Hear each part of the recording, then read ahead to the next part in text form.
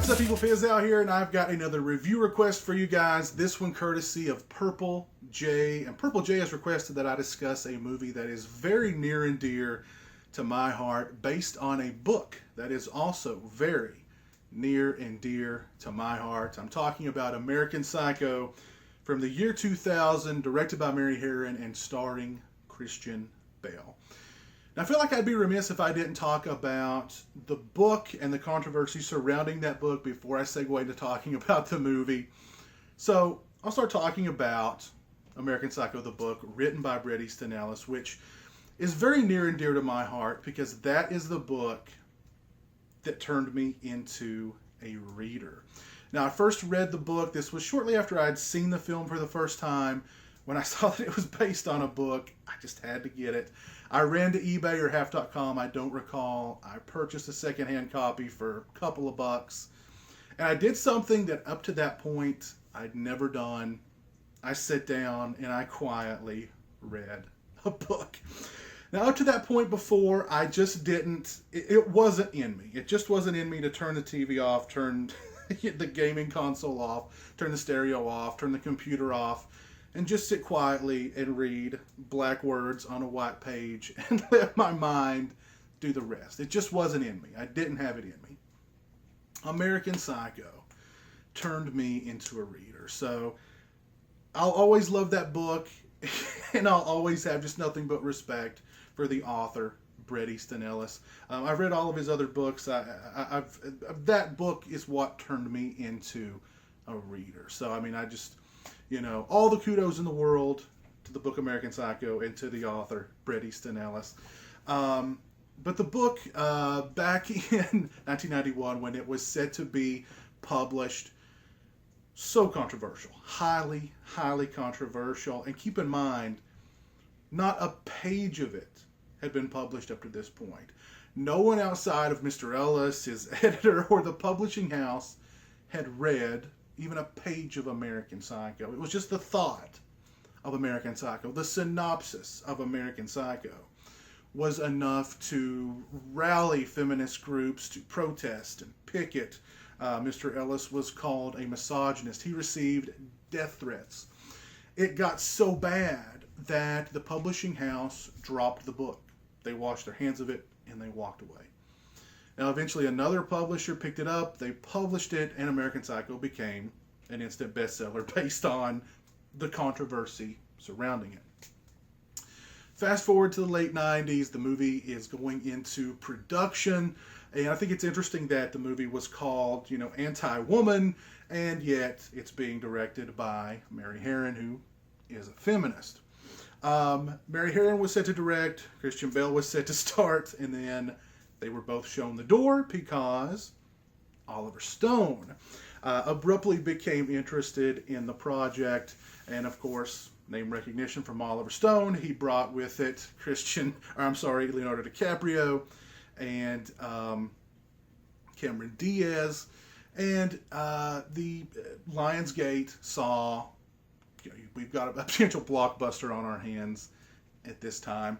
Now, what I heard happened was, in the case of Leonardo DiCaprio, his people, his handlers, didn't want him associated with a movie that was hated by women, or a movie based on a book that was hated by women, because this was him fresh off of Titanic, and every woman in the world loved him. So how do you go from Titanic and being loved by every woman in the world to being in a movie based on a book that was hated by virtually every woman in the world?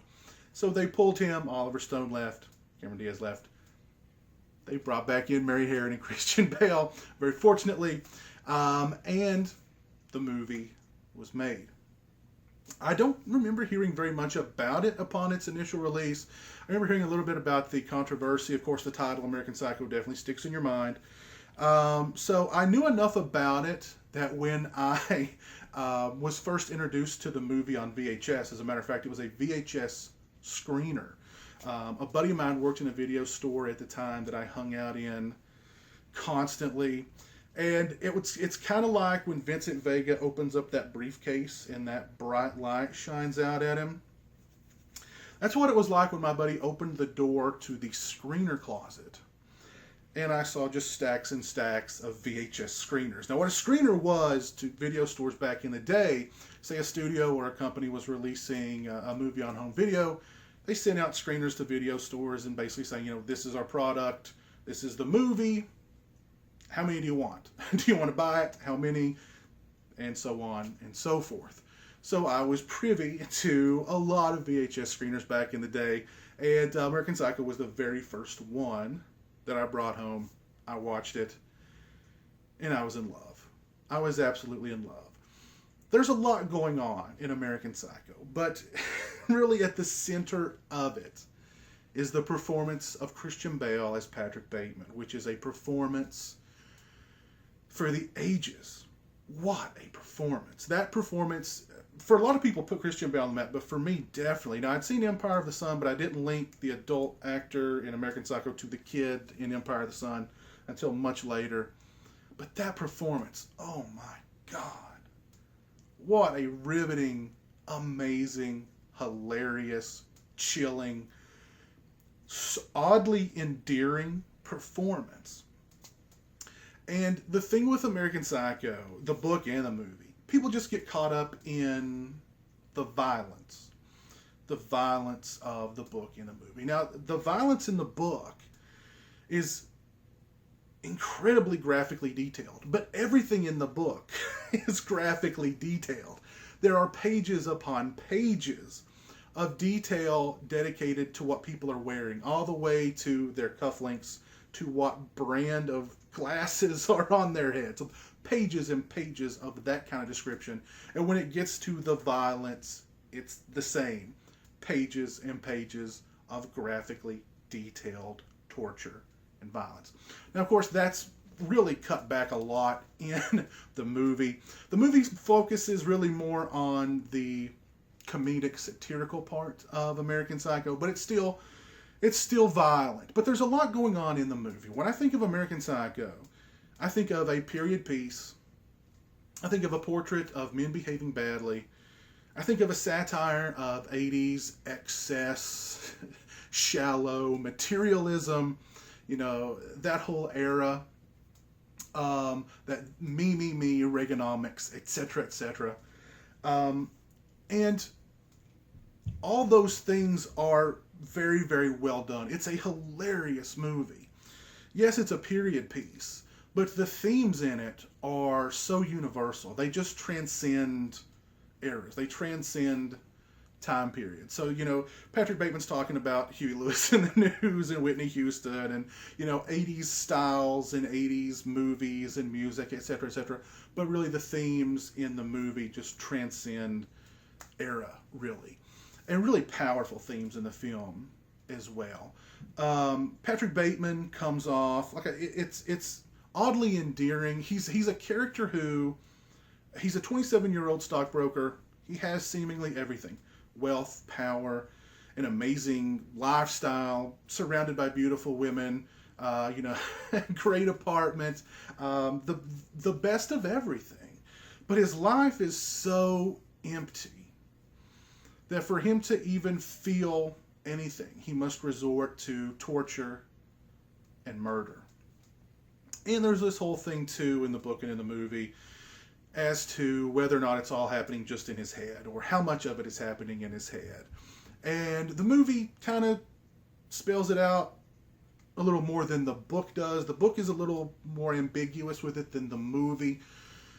But ultimately, you kind of, some things you're kind of, those things happened in his head, but what about other things? So you kind of don't know. You either discredit all of it or, either way though, I still think it's a very, very, I felt the same way finishing the book as I did at the end of the movie, which is exactly how I feel Patrick Bateman feels 24/7. It's how I felt when I closed the book and when I stopped the movie.